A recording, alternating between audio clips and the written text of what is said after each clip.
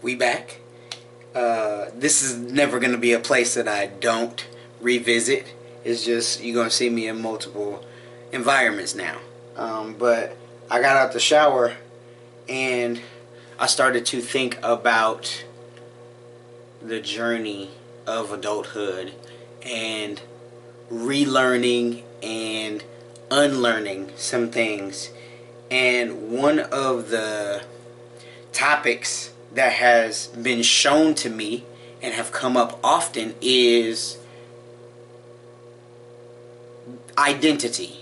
And what I mean by that is just because you do something doesn't make that your identity. So you go to the gym, that doesn't have to be your identity. You are a lawyer, that doesn't have to be your identity. A doctor, whatever profession you're in, that doesn't indicate or dictate who you are as a person. So you have to separate yourself from what you do.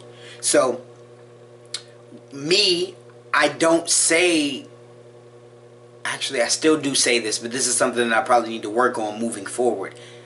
When people ask me what I do, I say I'm an actor.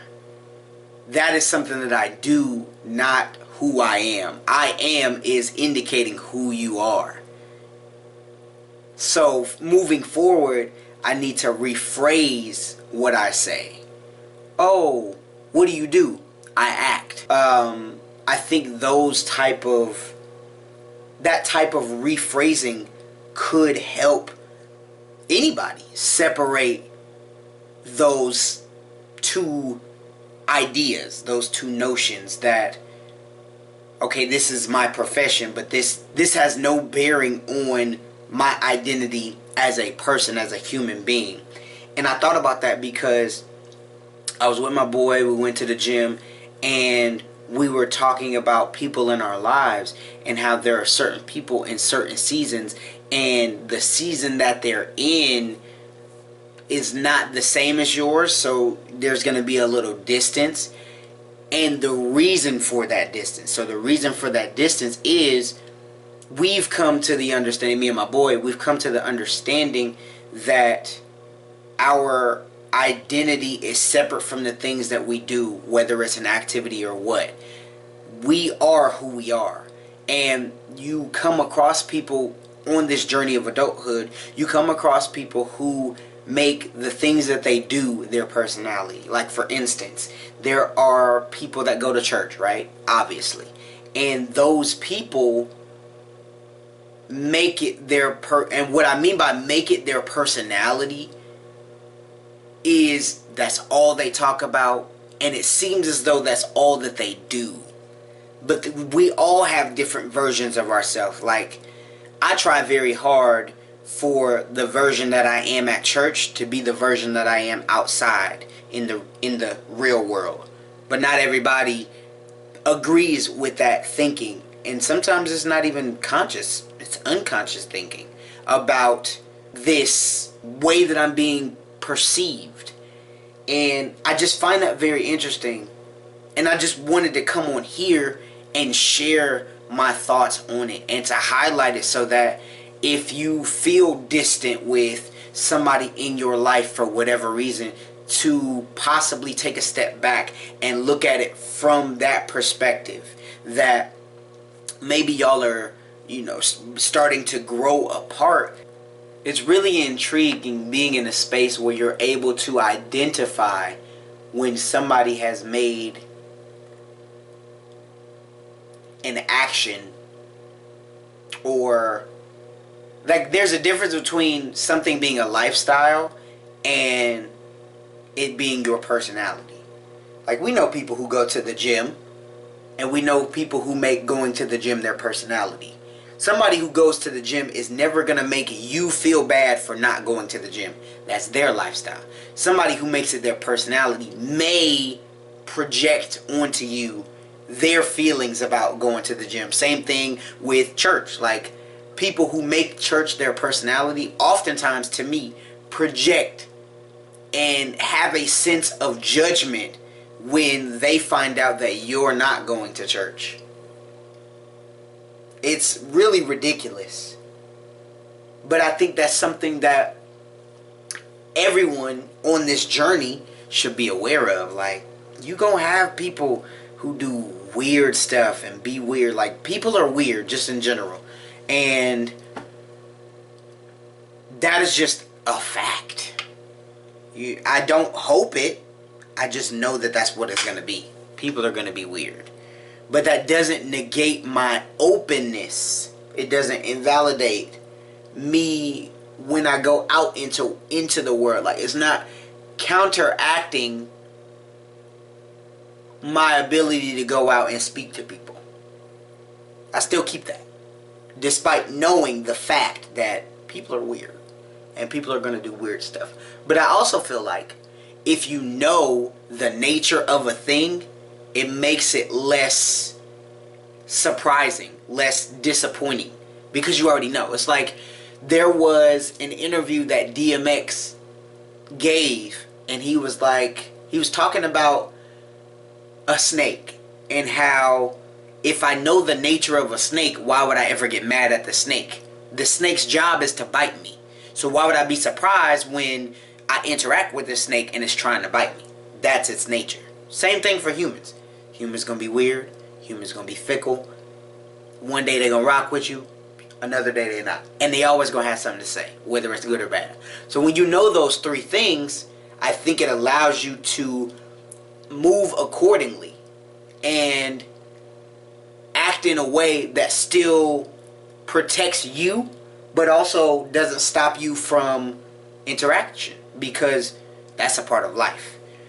I wholeheartedly believe that humans need each other. We need each other in order to survive and in order to thrive, honestly. Community is everything. And the way that society is structured now, they don't really promote community.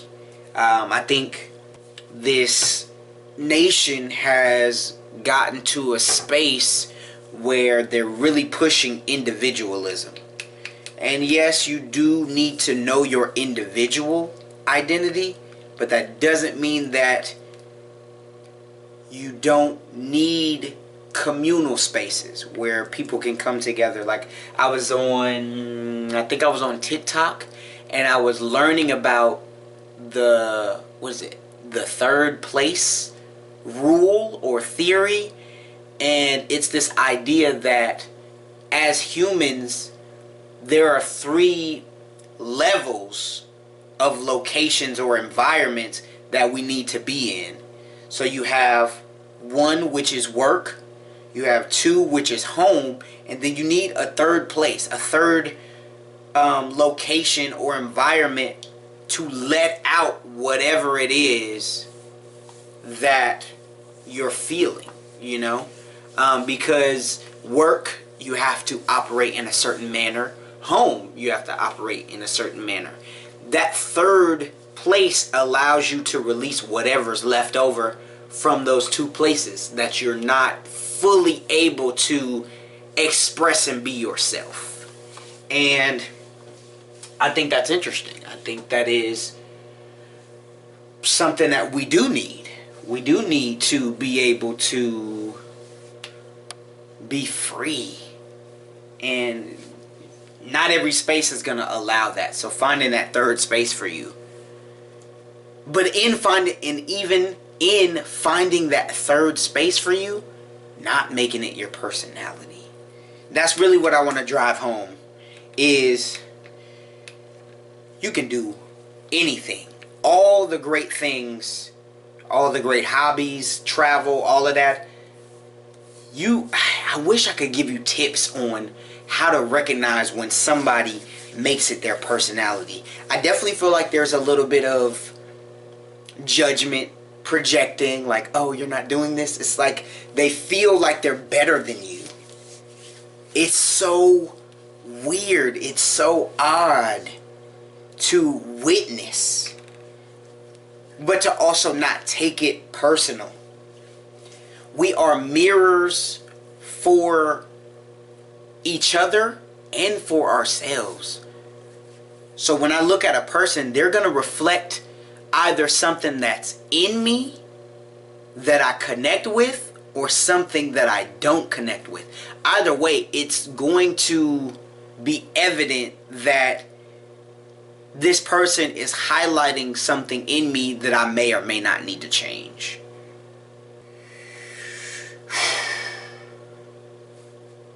I just want to know how people came up with this stuff. How did you where was your mind at to be able to really dissect these type of ideas, these type of thoughts? I know I can't be the only one that's thought this. No way. But to be able to put it into words so somebody can go to a book and really break this down and have scientific evidence to back it up is wild to me. Because that makes me think about psychology. And psychology is the study of the human brain / psyche, I think. I don't know the technical definition or the literal definition. This is just what I'm pulling from memory. When I come on here and I talk to you guys, I'm thinking out loud. And you guys get a chance to see that thought process and share, comment on it, and add to it to give me another perspective that I hadn't had before. So that's always cool. In order to know who you are, you have to take the time to examine how you react in certain situations and scenarios.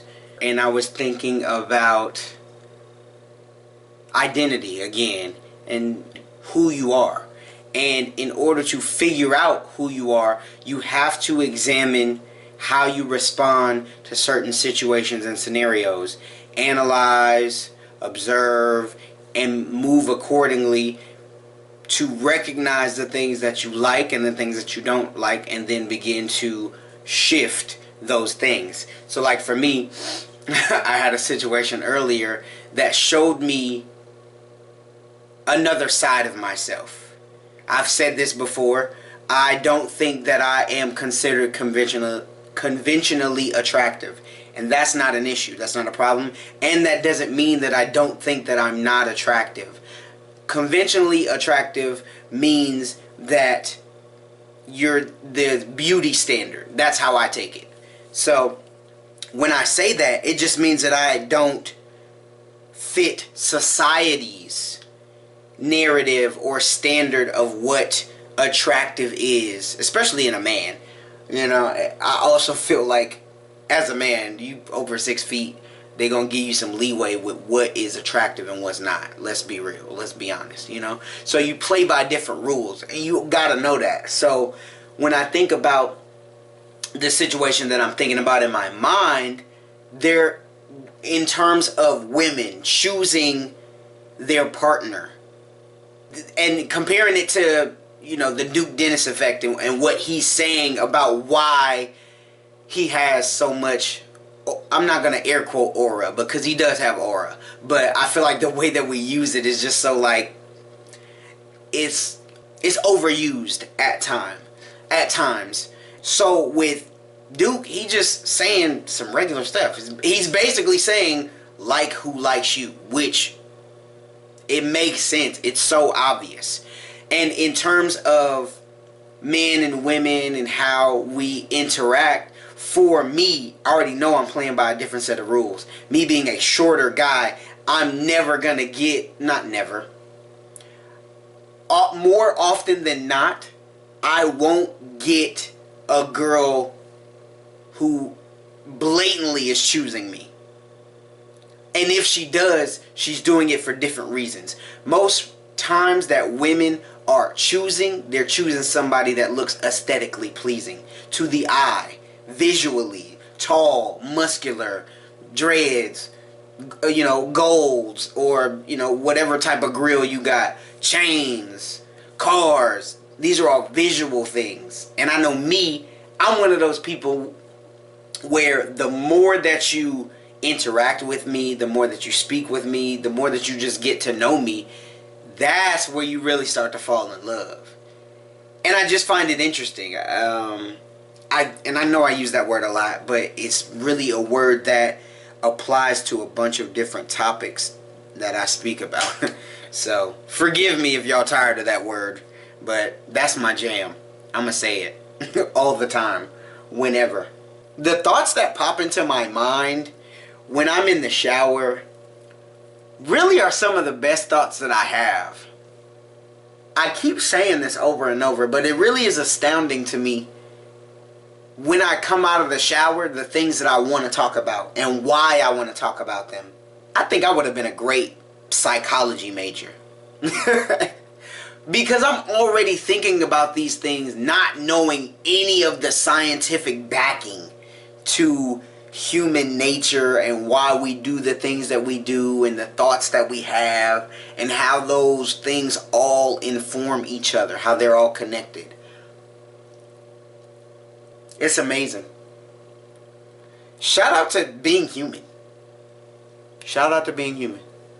Now, we're not talking about the show. I really should finish that show. Oh, that was such a good show. I'm talking about the US version, not the UK. No diss to the UK. I just never watched it. Yeah, if you want to learn who you are, you have to look at the things that go on in your life.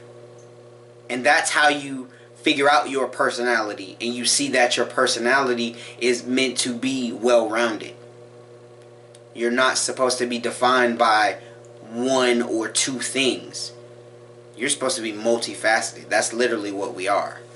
So, in order to do that, you gotta put yourself in different environments, situations, scenarios that you haven't been in before and see how you respond. And whatever that immediate reaction is, analyze it and figure out, is that something that I want to keep or is that something that I want to change?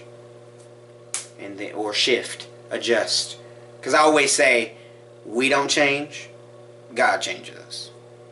And I stand by that. So, anytime I say change and it's not in the context of God, know that I mean shift or adjust.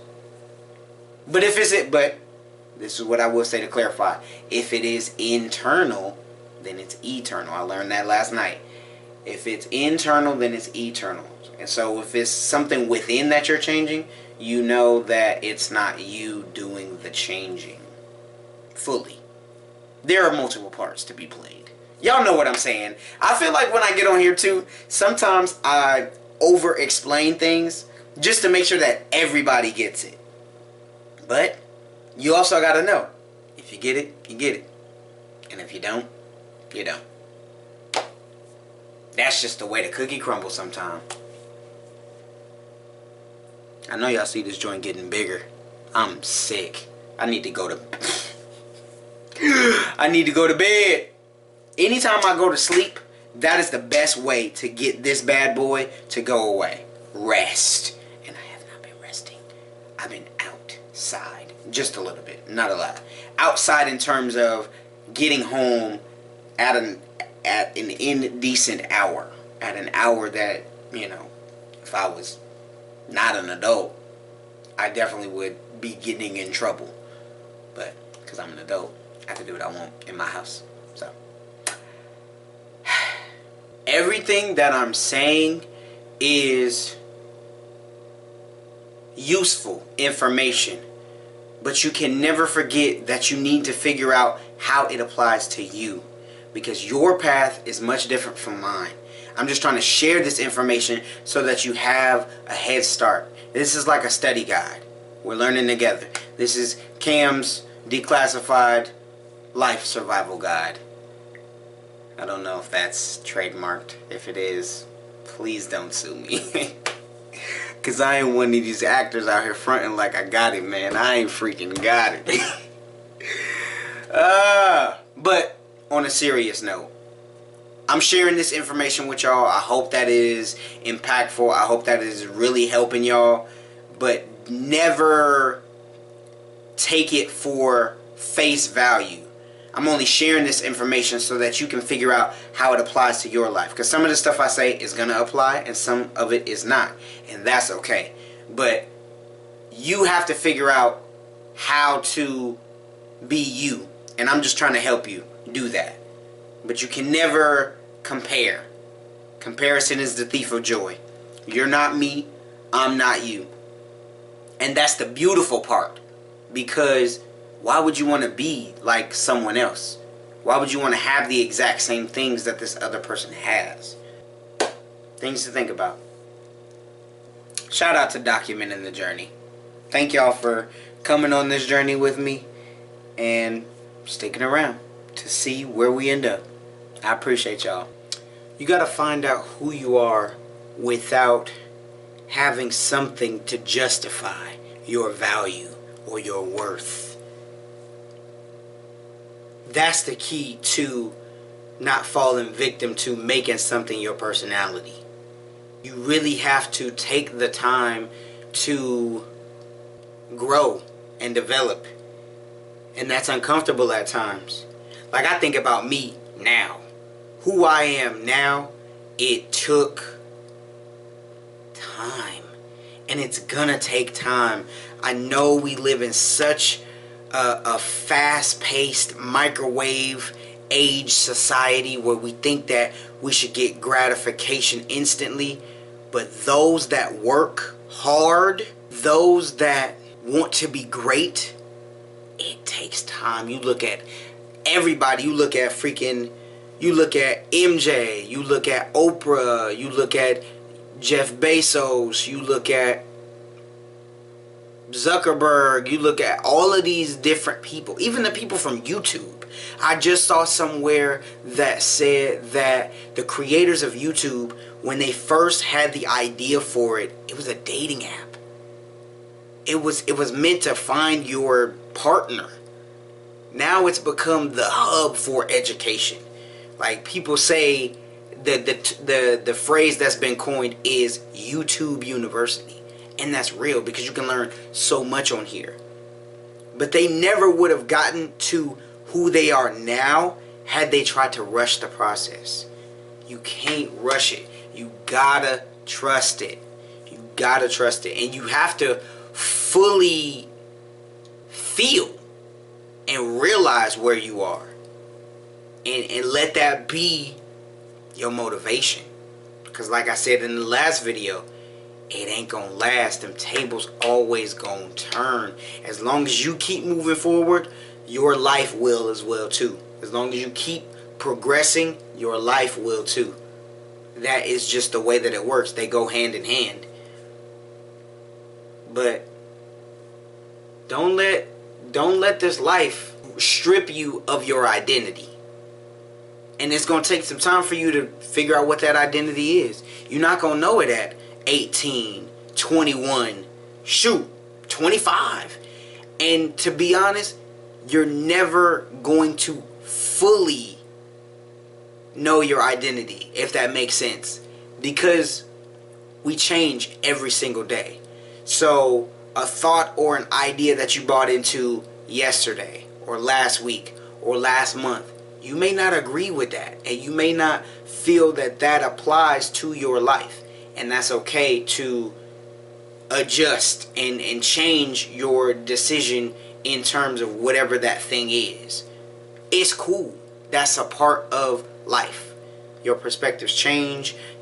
Your perspectives grow because of the different conversations that you have or the different experiences that you have.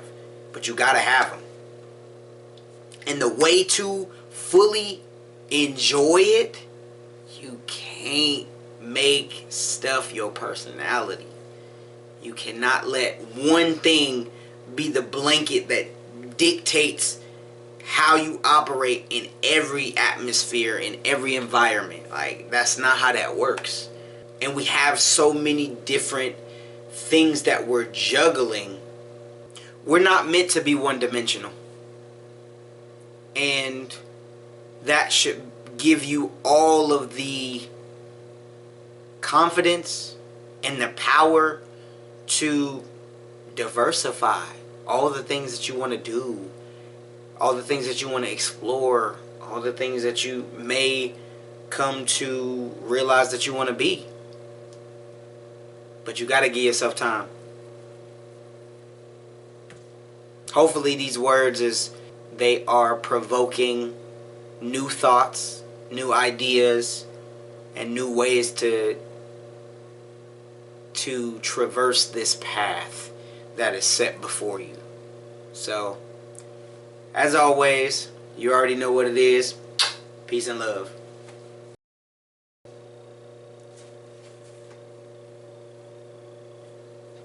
Intrusive thoughts. Oh man, this is definitely going at the end of the video.